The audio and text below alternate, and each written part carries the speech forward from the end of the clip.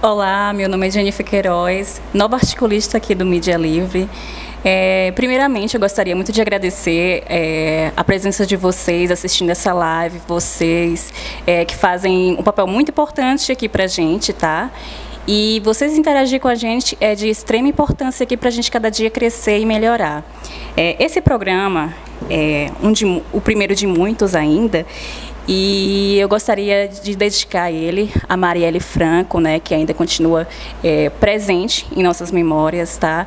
E atualmente a gente está verificando que ela está ocorrendo, no caso, muitos ataques contra a memória de Marielle. A gente sabe que ela mantinha uma militância muito forte, era uma mulher guerreira, era uma mulher defensora dos direitos humanos, tá?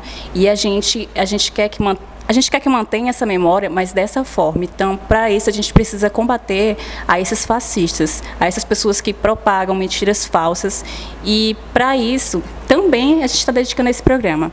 Eu estou aqui com o meu amigo Wagner de Farias, militante, presente e também defensor público. E ele vai trazer um tema que é a ampliação do estado de exceção no Brasil atual pelo Poder Judiciário a partir das contradições do Estado Novo. Então, eu vou passar aqui a palavra para o meu amigo e militante Wagner de Farias, e ele vai falar um pouco do que é isso para a gente conhecer melhor. Obrigado, Jennifer, e a todos que acompanham aqui o nosso diálogo, né? Dizer que é uma satisfação poder estar aqui dialogando, conversando com você e com todos os que nos seguem e nos acompanham sobre essa temática que nós estamos trabalhando na nossa dissertação, né, na nossa tese de doutorado. Um tema que é muito importante para nós compreendermos o momento por que passamos, por que o judiciário, não só o judiciário, mas todos os poderes da República estão passando por uma crise. E por que, por exemplo, decisões que claramente violam a Constituição estão sendo tomadas? Se você vai apenas pelo positivismo, você não consegue explicar. E o nosso papel, através de uma pesquisa, né, essa nossa tese já foi qualificada, estamos aí pesquisando para embasar, né, demonstrando qual é a relação existente. Porque, como todos sabem, o Vargas, o presidente Vargas, ele, sem dúvida nenhuma, é uma das figuras mais contraditórias da nossa história, né? Mas foi o gestor do Brasil moderno. O Brasil que nós temos hoje, a essência veio de Vargas, né? E quando ele implantou no seu ápice, né, que foi o Estado Novo, depois retornou eleito democraticamente, muitas da elite econômica, principalmente de São Paulo, ela não aceitava um projeto de desenvolvimento do país que olhasse o mínimo para as pessoas mais carentes, né? Claro que o Vargas, ele não era de esquerda, né? Ele, pelo contrário, ele perseguiu os comunistas durante o Estado Novo, mas ele tinha um projeto de desenvolvimento nacional, um projeto que não deixava o nosso país nas mãos dos interesses estrangeiros, né? Você vê que a própria siderúrgica nacional foi construída durante ali na guerra, né? Se barganhando, né, com o eixo e com os aliados, e isso é com uma perspectiva nacionalista, né? E a partir daí, na nossa construção de estudos, nós vamos procurar defender que essa resistência que surgiu, né, com a Era Vargas e com o próprio suicídio, né, esse dilema vem seguindo a nossa realidade política. Todos os governos que tentaram, né, às vezes nem de esquerda, como o JK, não era uma pessoa, mas os governos que procuraram fazer reformas ou, de certa forma, incomodaram essas elites, elas foram derrubadas, esses governos foram derrubados. E isso, de certa forma, explica por que o Poder Judiciário muitas vezes viola a Constituição. Como a gente tem visto aí a questão da execução penal, né? O STF já tinha fechado o martelo, porque, veja bem, a questão da execução, por exemplo, a Constituição é clara. Ninguém pode ser tratado como culpado até a sentença transitada e julgada. O que acontece? Quando foi promulgado, ainda se tentou, algum juiz, aplicar essa perspectiva que era prevista no Código do Estado Novo, Código do Vargas, que a partir da segunda confirmação, você já poderia prender. Porém, nosso Código de Processo Penal é um código durante o Estado Novo. E ele é cheio de contradições, né? Por exemplo, havia o livro dos culpados, né, que foi considerado inconstitucional. Todas essas medidas, a não ser a hipótese de prisão preventiva e por ordem judicial fundamentada, né, a prisão cautelar, não foram aceitas pela legislação após a Constituição de 88. Tanto é que em 2009 o próprio STF, quando enfrentou a matéria, fechou a questão. Só se pode, né, porque aí é claro que o internauta saiba. Não se quer dizer que, por exemplo, existe um acusado que está ameaçando as testemunhas. Se essa pessoa está ameaçando, claro que pode ser decretada uma prisão cautelar, uma prisão preventiva. O grande problema é você dar um tratamento de condenado a quem ainda não foi sentenciado por decisão transitada em julgado. Só para você ter uma ideia, Jennifer, no doutorado, eu escrevi um artigo e numa pesquisa, 42% dos recursos da Defensoria Pública do Rio de Janeiro e 62% dos recursos da Defensoria Pública de São Paulo, mas São Paulo tem uma tendência mais, digamos assim, linha dura, essa é a realidade, infelizmente, foram derrubados no STF.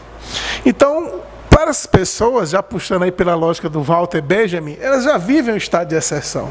Quem atua na área penal, qualquer colega que batalha, sabe da dificuldade de muitas vezes não se buscar respeitar os procedimentos.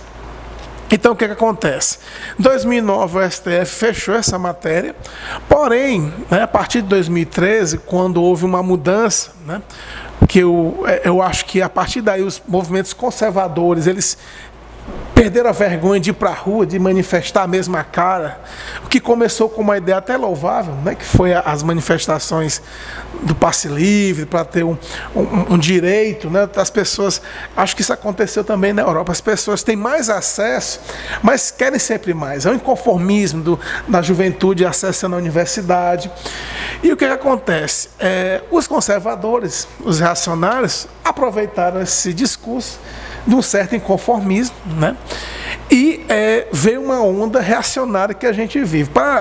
Eu defendo que a partir de 2013 nós começamos a viver essa onda de um conservadorismo que não é só conservar o que está aí, na realidade é regredir, né? Porque tem gente até que defende a volta da ditadura militar, como a gente não pudesse questionar.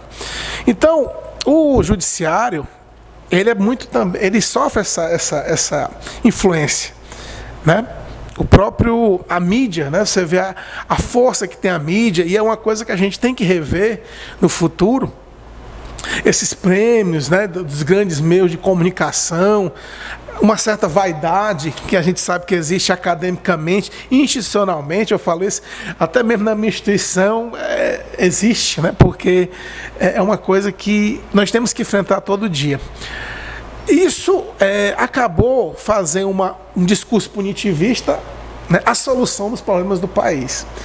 Quer dizer, nós tínhamos um desemprego muito menor do que está hoje, né? Hoje só o desemprego aumenta, a economia diminui, reformas que não atendem ao interesse da maioria da população, ferem um projeto nacional, e isso repercute no judiciário. Então, quando foi em 2016, o próprio Supremo, né, ele mudou por 6 votos a 5 e, na minha opinião, tomou uma decisão que violou a própria Constituição. Isso também tem que ser revisto.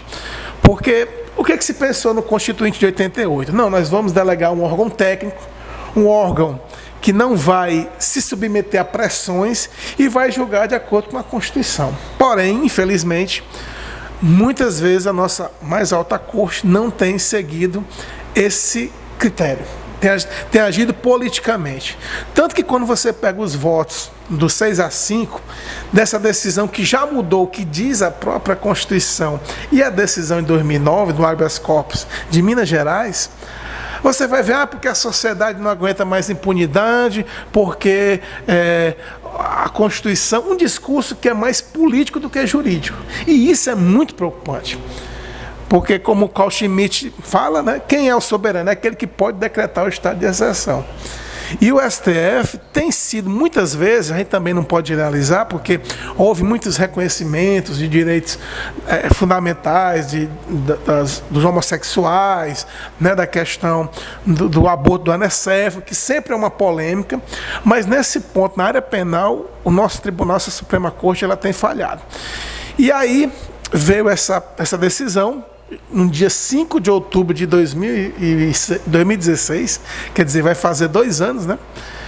E até então tem se dado um tratamento definitivo a quem não foi condenado, definitivamente. E isso, né, a gente está vendo um julgamento que vai ocorrer em breve, existe uma pressão enorme da mídia, mas a gente tem que ser constitucionalista, entender que isso vale para qualquer cidadão político, como para o empresário acusado de sonegação fiscal, para qualquer um de nós, porque a violação do direito de um é a ameaça da violação de todos. Então, é mais ou menos isso. Claro que aqui eu puxei mais para a execução, mas o dilema que a gente vive é esse.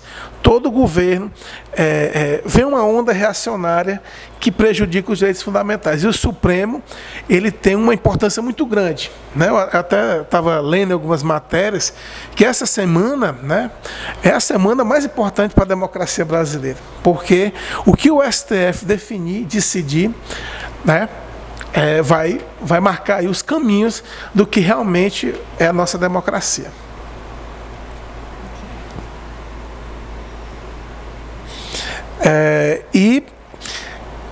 Você, se tiver algum questionamento, Jennifer, fique à vontade para nós tentarmos aqui dialogar numa boa. Wagner, você falou do estado de exceção. Eu queria que você falasse um pouco na aplicação desse mesmo estado no que está acontecendo com o nosso presidente Lula. Eu queria que você explicasse um pouco mais sobre o que está acontecendo. Bem, o estado de exceção não é uma definição pronta e acabada, né? O que nós entendemos por estado de exceção? Você tem um conjunto normativo e simplesmente se deixa esse conjunto de lado e passa a valer alguma vontade que não o que foi pactuado, né? No caso, a nossa Constituição de 88, eu acho muito interessante quando alguns membros do Ministério Público e do Poder Judiciário, eles mencionam, né, que é inadmissível que não se possa prender após o 2º grau, porém, não cabe aos mesmos debater isso, porque isso já foi debatido na Constituinte e é uma garantia individual. Então, o que acontece? Como isso é uma garantia, né, eu vi até uma entrevista recente do juiz que preside a Lava Jato em Curitiba, que talvez fosse proposta uma emenda para possibilitar isso, mas ele também se equivoca porque é uma cláusula pedra, não pode ser feito para piorar, a não ser que haja uma nova Constituição. E aí o que acontece? O estado de exceção, né? O que acontece? Existe uma perspectiva do Benjamin Walter, desculpe, que defende o seguinte: o estado de exceção, na realidade, ele sempre existiu e sempre vai continuar existindo. Ele é muito ligado ao Marx, né? Esses pensadores, e eles falam isso, que de certa forma eu concordo. Por quê? Porque para as pessoas mais vulneráveis, por exemplo, eu atuo numa vara da infância e juventude, e o que a gente vê muitas vezes são, por exemplo, policiais entrando em casa das pessoas humildes sem ter um mandato. Uma violação clara da lei. Claro que o que aparece ali são as pessoas que têm droga, mas quantas pessoas na periferia são violadas e não se tem nada, né? Quando as pessoas são humildes. Isso daí é uma realidade. Porém, no nosso caso aqui, do ex-presidente Lula, o que ocorre é que, se mudou uma interpretação dentro de um discurso moralista, fazendo política. Né? Porque se diz o seguinte, existe muita impunidade e você não pode, a justiça é lenta, mas você vê que o próprio Poder Judiciário, quando foi para julgar o recurso do presidente Lula, ele foi super eficiente. Eu acho que é um desejo de todo mundo que recorre é que seja julgado em 6, 8 meses, mostrando essa boa vontade, né, para com os processos. Mas qual é a diferença? Aqui não existe não é colocado de lado explicitamente a Constituição. É uma coisa camuflada, que se aproveita de um discurso, e é preocupante quando você vê a mídia, né? Hoje mesmo, abrindo jornais aqui, eu vi grandes grupos empresariais, associações, defendendo, né, o desrespeito à Constituição. Então a gente vê que o debate, nada é por acaso, né? Existe uma pressão econômica no Poder Judiciário. E o que nós esperamos? Que se cumpra a Constituição. A decisão, acho interessantíssimo, que a mídia fala, o STF tem que seguir a jurisprudência de 2016, mas ele não lembra que houve uma decisão em 2009, e esse foi sempre o caráter da nossa Constituição. Por quê? Porque nós vivíamos um estado de exceção anteriormente, e as pessoas, muitas vezes, eram presas, submetidas a arbítrios, né? E, por exemplo, no exemplo que eu dei, a própria defensoria, se 40 pessoas, ou 60%, 40% ou 60%, consegue rever decisões que forem injustas, então, para essas pessoas, a presunção de inocência apenas demonstra o que deve ser feito, né? Deve valer até o final. Se não for assim, a gente pode, a toda hora, e isso é um dilema que a gente vive na academia, de o judiciário agir com ativismo. Quer dizer, o papel dele é de aplicar tecnicamente. Quando a Constituição diz que ninguém pode ser tratado como culpado até sentença transitada em julgado, não tem como se interpretar de outra maneira. E o espaço que se abre para isso também se abre para outras violações. E é o dilema da nossa democracia. Porque se há um desgaste do poder executivo, por exemplo, federal, que não tem legitimidade alguma, se tem um poder legislativo que é muitas vezes bancado pelo grande poder econômico, né? Você vê que o legislativo não representa a sociedade de maneira geral. Nada contra os empresários e tudo, os agricultores, mas não tem a grande maioria, né? Não tem a maioria do povo mesmo, os nossos interesses. Também o judiciário não se submeter às regras é muito preocupante. E isso é um processo recente, né? Antes de 2003, se você for estudar, o judiciário ele não tinha essa postura tão ativista como ele está tendo ultimamente.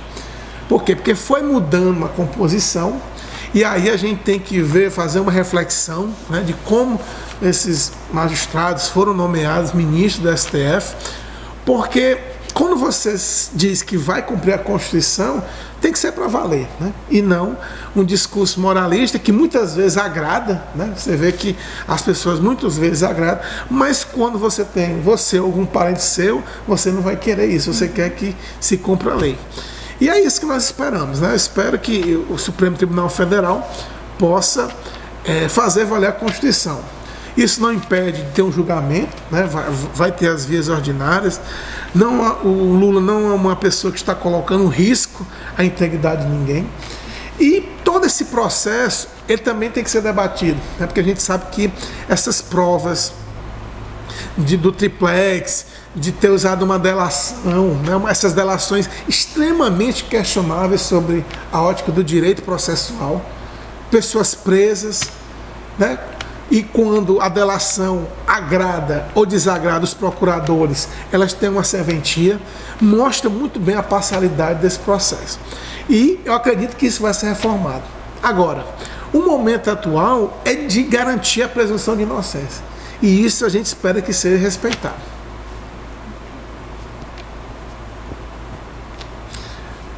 Você pode ficar à vontade para fazer outro questionamento.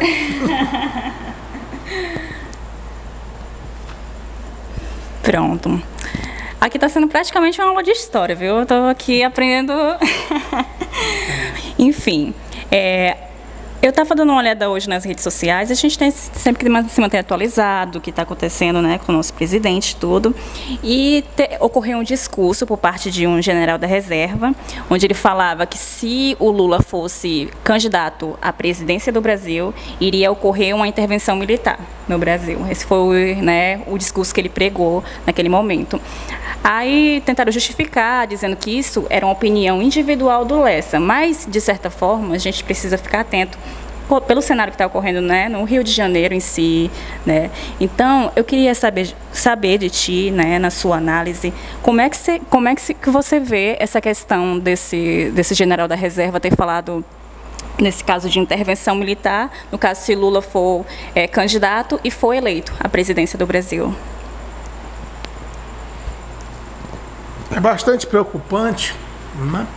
Porque apesar de ser um militar, né, que não está na ativa, isso mostra e reforça na nossa visão que todo esse processo ele está mais relacionado à questão política do que propriamente jurídica, né? E todos, né, eu acho que o presidente, né, que atualmente ocupa o cargo, ele tem uma contribuição muito grande para o agravamento desse discurso com essa intervenção federal, né, principalmente, porque se você observa os números, né, não houve diminuição nenhuma do número de crimes, né, um discurso fácil, um discurso para a plateia. Eu, como constitucionalista, também discordo dessa intervenção parcial para uma área da segurança. Isso foi uma coisa criada para dar uma resposta à sociedade. Eu sempre digo isso quando eu atuava no júri, que o papel do jurista não é dar resposta à sociedade, é fazer a justiça com a lei. Porque se você usa esse discurso, tudo vale, né? Então, o que eu vejo, Jennifer, essa intervenção, ela é inconstitucional, mas o STF não entendeu assim, né? Tanto que o ministro Celso de Mello, se não me falha a memória, convalidou. O índice, a morte da Marielle, né, já faz o quê? 3 semanas, não teve nenhuma resposta, ninguém, tudo bem que pode ser, está em segredo de justiça, às vezes o sigilo é até melhor, né, mas a sociedade vai cobrar e nós não podemos se esquecer disso, de cobrar das autoridades que se responsabilizem, porque não tenha dúvidas, a morte da Marielle, bem como o atentado ao ex-presidente Lula, tem relação com esse movimento conservador, irracionário, intolerante que foi construído no Brasil, né? Porque é o que eu digo, né? Existe um filósofo de São Paulo, um professor, que diz que desde 2013 surgiu o que se chama de debate assimétrico. O que é um debate assimétrico? É você questionar. Por exemplo, eu questiono você, Jennifer, mas eu não proponho soluções nem contrapontos. Então, é quase que impossível dialogar com pessoas que têm um argumento assimétrico, porque ele não faz ponderações, ele não consegue ver a realidade. Vamos debater a corrupção. Aí o que é que a gente debate? Em vez da gente debater transparência, financiamento de campanha, o que é que se faz? Não, vamos agora executar a pena porque nós vamos resolver o problema botando gente em presídio, que essa é a solução.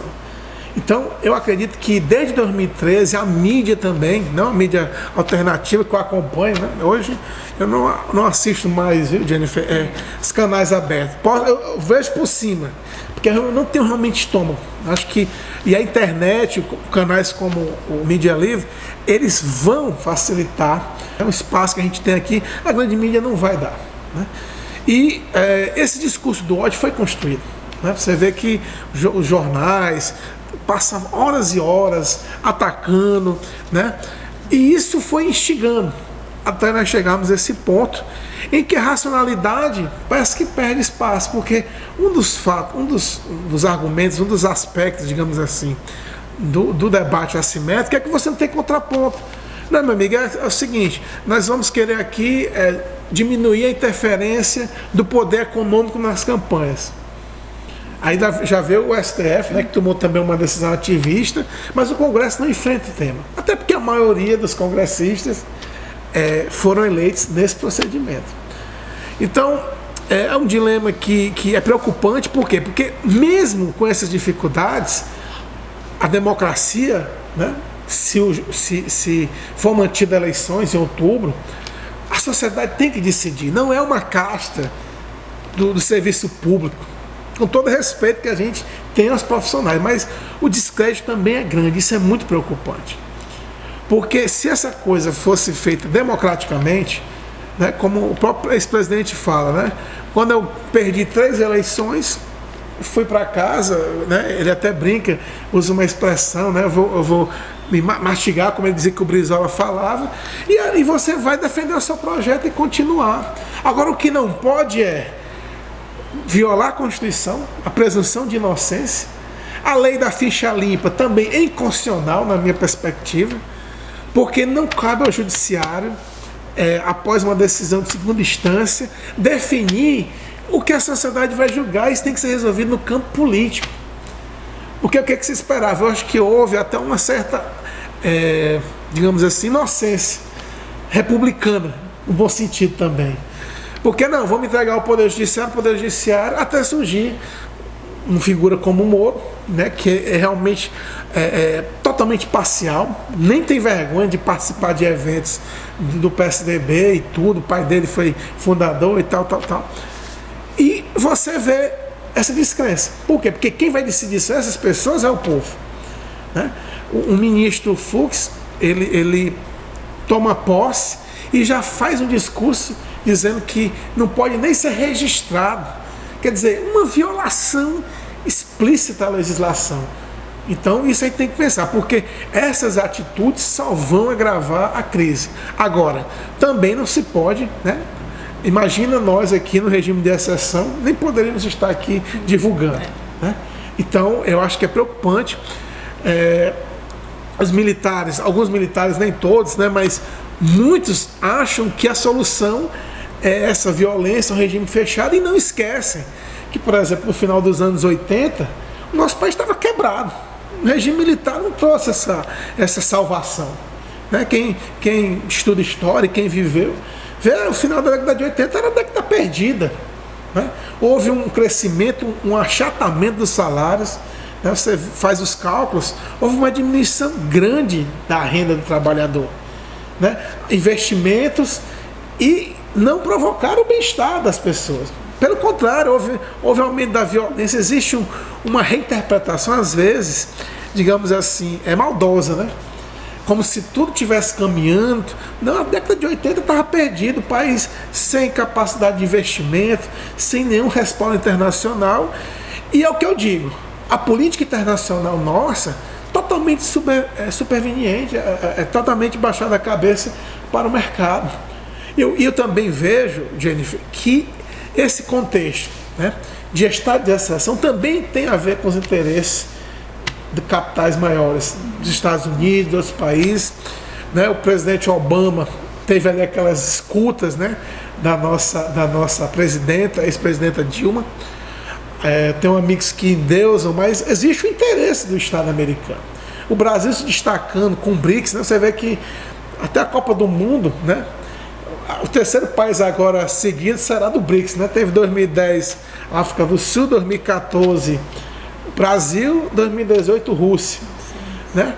Tirando o destaque desse país, que a gente não é contra, também a gente não pode ser contra, mas você vê que logo em seguida ao impeachment dessa responsabilidade questionável, o que foi feito? Privatizações, reforma trabalhista, reforma da Previdência. E aí, qual o caminho que a gente vai trilhar, né? Então a gente tem que pensar. Eu acho que o nacionalista, o verdadeiro nacionalista, militar ou não, ele tem que pensar nos interesses do nosso país. E esse caminho aí não vai levar a nada. Né? Não ganhou nas urnas. Eu vejo até que alguns amigos conservadores, mas o Temer estava na chapa da Dilma, tal. Sim, mas ele não foi eleito para derrubar e botar esse projeto. Não foi. É uma forma de tentar desvirtuar o debate, né?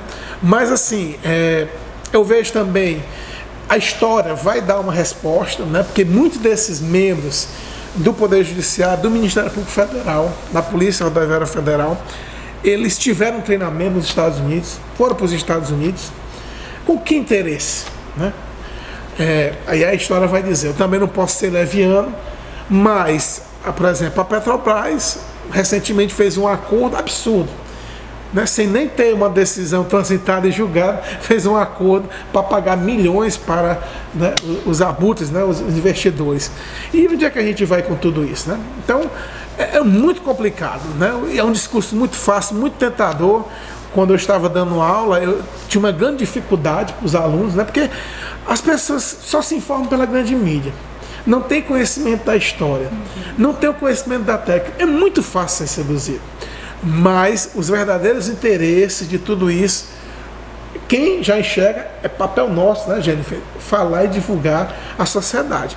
E com o tempo vai ficando a coisa mais clara, né? Eu me lembro que o combate à corrupção, né, no governo Dilma, que é o discurso da direita, você vê atualmente o presidente totalmente encurralado com essa história do Porto de Santos, e a gente não vê mais essa disposição.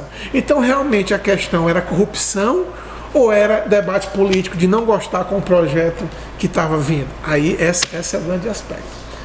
Mas pode ficar à vontade, que é o projeto nacional, né? Porque o PT, o governo dos 13 anos, possibilitou um acesso enorme.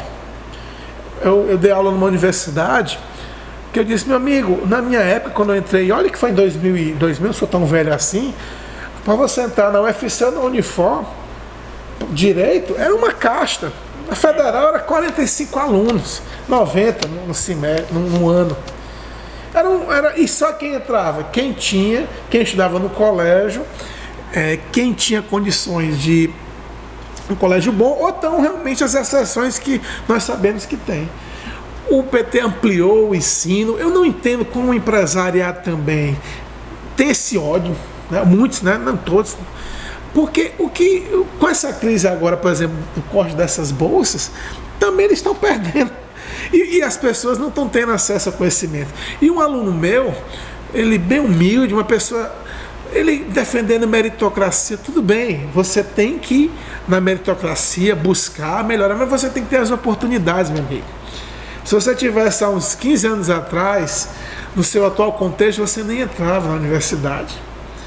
E as pessoas não enxergam isso, muitos não enxergam. Quem enxerga, vê. Porque isso é desenvolver o país, as pessoas ter mais conhecimento, a informação, ter dignidade, pensar no país. E não achar que porque, como diz o presidente Lula, a gente não pode ver ninguém crescendo. Eu vejo que a nossa elite, infelizmente, pensa isso. O professor até Gessé Souza menciona isso, né? A nossa tradição escravocrata, né? Você sabe que na relação escravocrata, o lucro é imediato. Ninguém sabe pensar a longo prazo, né? Quer resultados imediatos. E isso a gente vê, né? Quando se dá um golpe, na minha opinião, um golpe, e se vende tudo achando que vai lucrar. Quer dizer, uma elite que acha que vai... ela não quer ser destaque, quer apenas seguir uma cartilha de Washington. E isso repercute demais. Por quê? Porque nas eleições esse projeto não ganhou nas últimas 4 vezes. E aí é que está. Vamos ter eleição? Os democratas precisam defender com todos os candidatos possíveis. Se tiver, eu particularmente não tenho nada contra, por exemplo, Bolsonaro, apesar de ser uma pessoa que eu nunca votaria, mas a extrema-direita tem que ter o seu candidato. Eu defendo aqui Bolsonaro, eu defendo aqui a social-democracia, se bem que o PSDB já deixou muito essa bandeira, né? Acho que o PT está mais perto da social-democracia do que o próprio PSDB. E fazer o jogo político, e não retroceder, porque, digo mais uma vez, esse saudosismo ao regime de exceção, ele é manipulado, né? Porque no final dos anos 80 o Brasil estava destruído, economia, as pessoas sem condições, e a história às vezes é manipulada, né, para isso. Pode falar, minha amiga. Fica até sem fôlego aqui. Pronto, eu vou só acrescentar na questão que você mencionou a meritocracia. Na minha opinião e na análise de pesquisadores, a meritocracia no Brasil ela não é aplicada. Existem realmente as exceções, mas essas exceções só foi possível porque hoje as pessoas têm mais acesso à internet, têm mais acesso às escolas, apesar de não ser ainda o ensino, né, o ensino secundário e o ensino superior, e o ensino secundário e o ensino médio não ser o ideal que cada país precisa ter. Mas a questão da meritocracia, ela não é aplicada aqui no Brasil, né, pelo menos que a gente pode verificar. É muito fácil a gente falar que cada um pode conseguir suas coisas por seus próprios meios, mas nessa análise, você não pode concorrer a um rapaz que saiu de uma favela, que a questão dos meios que ele tenta, né, questão de permanecer mesmo no colégio, para a questão de prosseguir para o ensino médio, quando consegue, aí a mídia faz aquele carnaval, né? Saiu da favela, conseguiu entrar em uma universidade, é doutor, mas isso a gente sabe que é uma exceção, porque não é assim que funciona na realidade. A gente sabe que existe muito, a gente analisa muito o cenário, e eu vou entrar para outra análise que você fez, Wagner, sobre a questão do ódio, né, que existe. Mas quando você analisa dessa perspectiva do cenário, né, a gente quer, atualmente no Brasil, com bastante frequência, e infelizmente está persistindo, e figuras como Jair Bolsonaro, que há 2, 3 anos atrás sabia nem quem era, né, e a mídia realmente criou esse bonequinho que é o Jair Bolsonaro, e acaba que ele realmente servindo como se fosse um reflexo do que o que é atualmente a extrema-direita, né? Que esse discurso de ódio justamente foi as mesmas pessoas que mancharam a memória da Marielle, né? Pessoas que, por achismo, por não conhecer o trabalho da Marielle, falou que era defensora de bandido, sendo que quem realmente vive a realidade e sabe quem é a Marielle, a militante que ela era, sabe que é totalmente diferente e totalmente discurso de cão raivoso mesmo, que é a direita, né?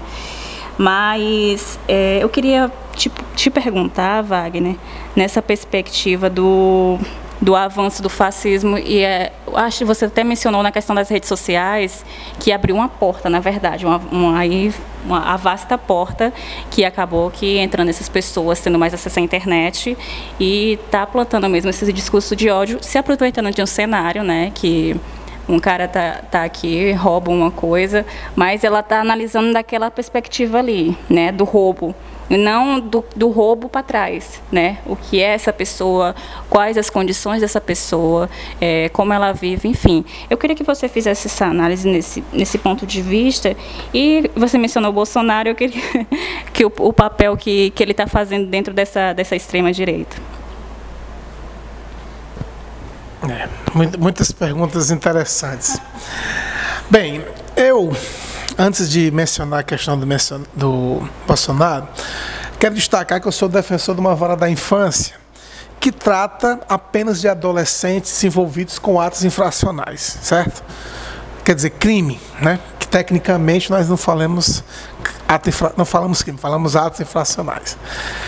E pode ter certeza, 85% desses adolescentes que são envolvidos com atos infracionais, sabe o que eles não estão fazendo? Não estão na escola. Não estão estudando. Aí tem uns 15% que são casos atípicos. Quando nós vamos ver a realidade desses adolescentes, nós verificamos o quê? Que muitos têm família desestruturada. O pai e a mãe já foi preso, vítima de violência. Os pais não têm uma família, não estão estudando. E a criminalidade, isso daí é um dilema que não, digamos assim, deve ser enfrentado. Não foi enfrentado a contento, né? Por uma série de questões. O consumismo, por exemplo, é outro aspecto também que a gente precisa rever. Todos esses adolescentes, principalmente essa questão da guerra das facções, mostra um abandono do Estado, né?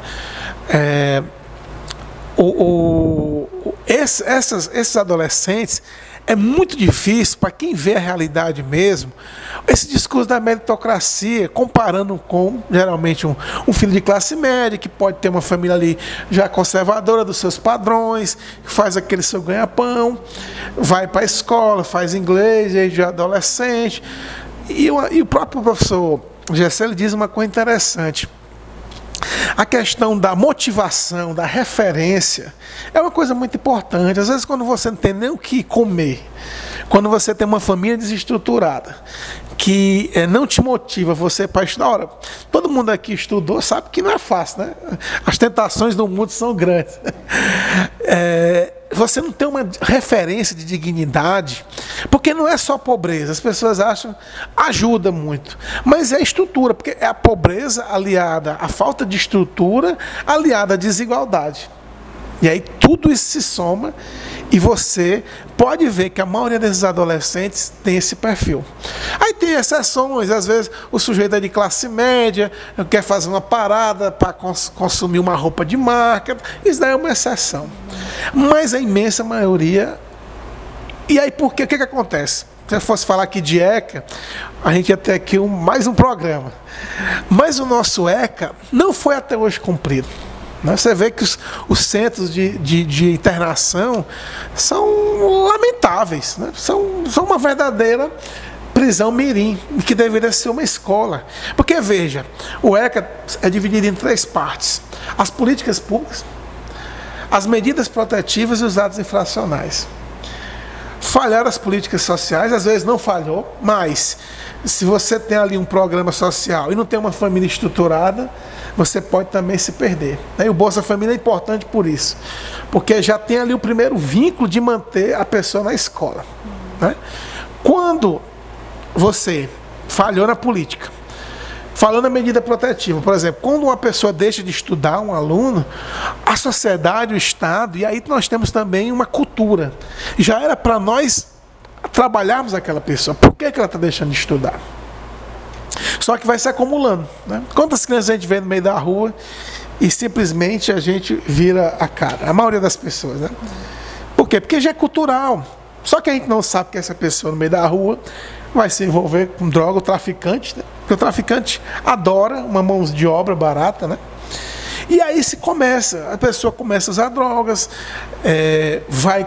vai manter o vício, vai praticar crimes, atos infracionais e quebrar quando não se associam, como são essas facções, né? Então, como pode, por exemplo, o Estado do Ceará chegar a esse patamar de violência dessas facções? Porque está errando a questão da política de segurança pública. Falha o ECA, falha o trabalho de investigação e, às vezes, o que só tem? A repressão. Trabalho de prender. Só que isso é uma coisa que já está superada, né?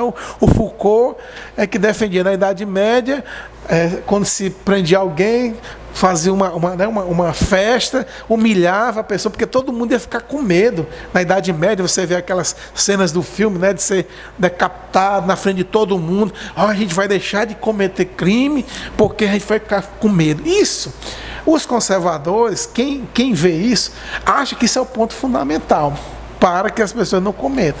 Mas, minha amiga, no momento que a gente vê essas pessoas que não têm referência, que o Estado, aí tem que ser a mão do Estado. E me desculpe, quem é liberal, quem não sei o que, só vai resolver o Estado. É quem defende os interesses maiores do país.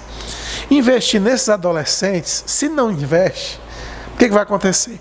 Vai se continuar e a referência vai ser o traficante, né? Tirando outras questões de desigualdade, muitas vezes você vê ali um tênis, né? E que é uma crítica que eu faço muito, essa questão de ver só a economia, né? Porque não basta só a economia, a gente tem que ver as relações de democracia, né? Não basta o PIB crescer 10% para achar que tudo está mil maravilha, né? Como muitos economicistas procuram reduzir, né? Tanto os liberais e alguns marxistas, né? Tudo é economia, tal. Não é só isso. A democracia é mais do que o reducionismo.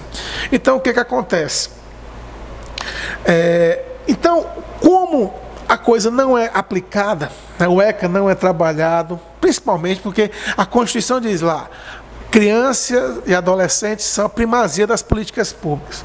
A gente vê que não é na prática, né? Tem educação e tudo, mas não é como deve ser os países que superaram os nossos dilemas. Você vê que o Chile já superou isso, a Argentina. Não precisa ir para a Europa, se basear em Estados Unidos, né? Não. Isso até o Marx mesmo foi que defendeu, né? A questão do ensino básico. Né? Uma vez estava num doutorado, uma aula, o professor mais conservador, questionando o manifesto do Partido Comunista. Ele disse, professor, mas você vê aqui o que ele está defendendo? Ensino gratuito para crianças e adolescentes. Isso daí não foi uma construção. Agora é muito fácil, né? Até os países liberais todos absorveram isso. Mas isso foi uma coisa que foi trazido pela esquerda, não foi pelos conservadores. Agora, efetivar isso é que são os 500, né? Porque não é aplicado como deveria ser. E aí os conservadores vão nessa onda da emoção, né? De punir, não, vamos jogar gente nesse centro, às vezes um adolescente primário, uma coisa que ele pode ser trabalhado, dependendo da referência, ele é totalmente estigmatizado. Aí você vai para a emoção. Quando eu vejo o Bolsonaro, eu vejo mais ele representar um seio da população que acha que vai resolver os problemas nesse discurso penalista de prender gente, de justiça olho por olho, dente por dente. E é um discurso fácil. Eu também já tive pessoas vítimas da violência. Ninguém gosta de ser roubado, de ter um parente assassinado. Mas a gente tem que pensar como Estado, como política, com responsabilidade. Então, esse discurso fácil, a gente vê nas redes sociais, é incrível. Professores universitários já vi divulgando foto de criança presa. Denunciei ali, algumas eu até bloqueei, porque isso é um desrespeito, você está violando a lei. Essa pessoa, ela pode ter uma oportunidade, ela pode ser trabalhada, só que as pessoas não querem investir nas pessoas. Elas querem punir com uma solução. E o Bolsonaro, ele representa isso, né? Com ódio. E realmente é difícil, mas não é o senso comum, né? Então, a mídia, por exemplo, a Marielle, foi um absurdo. Quer dizer, você tenta relativizar uma morte, né, que talvez e provavelmente tenha relação pela sua atuação na defesa dos direitos humanos, né? Os direitos humanos é uma coisa que, mesmo quando eu dava aula, né, é uma coisa que é desvirtuada no Brasil. É para defender os bandidos? Não. Os policiais que estão lá na ponta, vendo a violência, eles têm que ter uma capacitação para ver a violência e não se contaminar. Eles têm que ser respeitados na sua carga horária. Isso daí também é defender o trabalhador, porque eles são trabalhadores que estão na ponta e que, eu vou ser sincero, tem uma revista do Batman, né, que o Coringa dizia que qualquer um pode ficar doido. O Coringa diz, né? Aí ele faz umas experiências lá com o delegado, né, o comissário, que eu não estou lembrando o nome, e ele começa a ficar doido. Por quê? Porque você vendo aquilo ali todo dia, minha amiga, é a tendência. Então, o que eu vejo às vezes na justiça, você fica insensível, né? Às vezes você trabalha na área penal, bem, o que foi aqui? Vê o que está no inquérito, pronto, já tem um juiz para condenar, não vai atrás, não se busca humanizar e ver um julgamento técnico, né? No frigir dos ovos, todo esse discurso é o quê? Vamos solucionar o problema, tirando tudo isso, todas essas conquistas que nós tivemos ao longo do tempo. E isso daí, né, vai dar um resultado péssimo para nós. Porque não tem lugar nenhum no mundo que se conseguiu diminuir a violência sem trabalhar as pessoas, sem trabalhar essas causas, tirando o senso comum. Passo a palavra para você. Pronto. Você havia mencionado a questão do Bolsonaro, né? Que o Bolsonaro, ele no caso, uma figura que foi como uma figura de Hitler. Hitler, o que motivou Hitler a subir o poder, né, teve uma ascensão do poder na Alemanha, foi justamente a crise. E a crise que ocorreu na Alemanha. E o Bolsonaro aqui no Brasil é justamente o avanço da violência, né?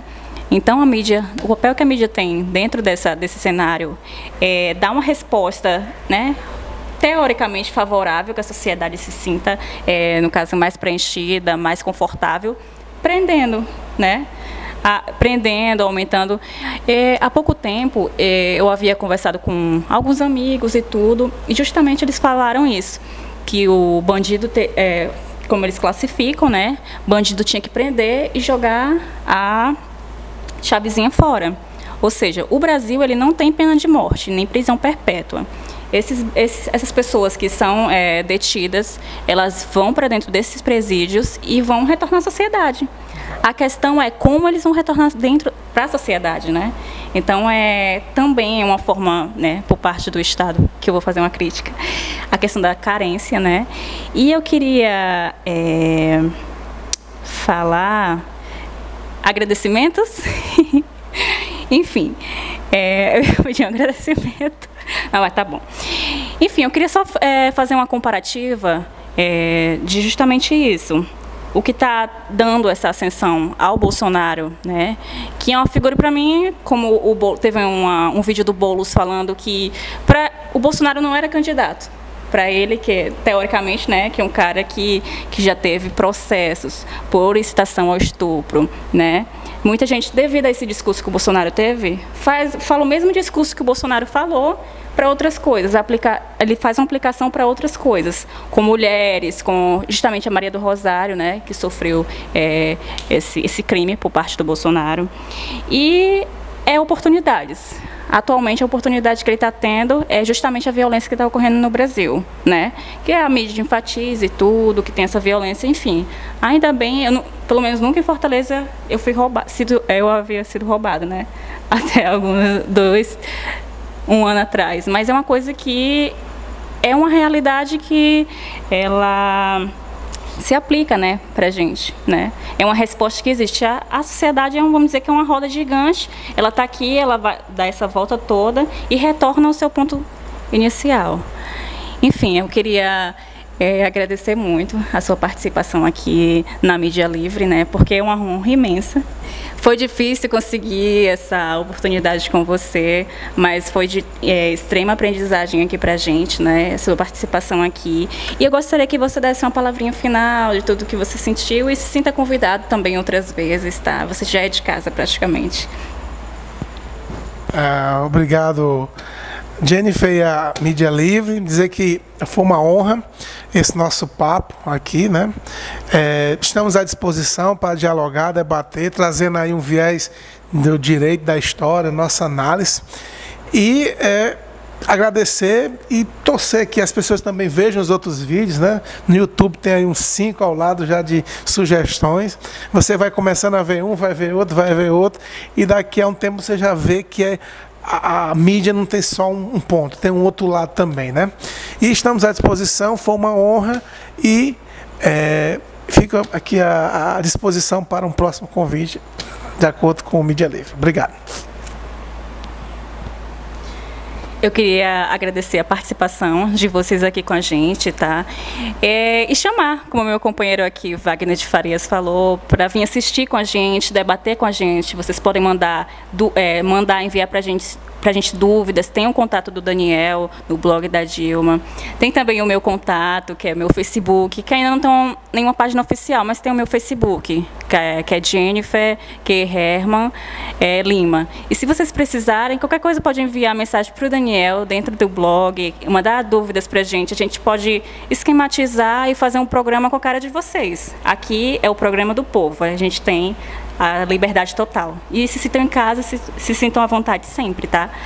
Eu agradeço e tenham uma boa noite. Você acaba de assistir mais uma produção da Mídia Livre. Eu sou o vereador Guilherme Sampaio e eu apoio a Mídia Livre. Apoie você também. Curta, compartilhe, comente, ajude a democratizar a comunicação no nosso país. Até a próxima.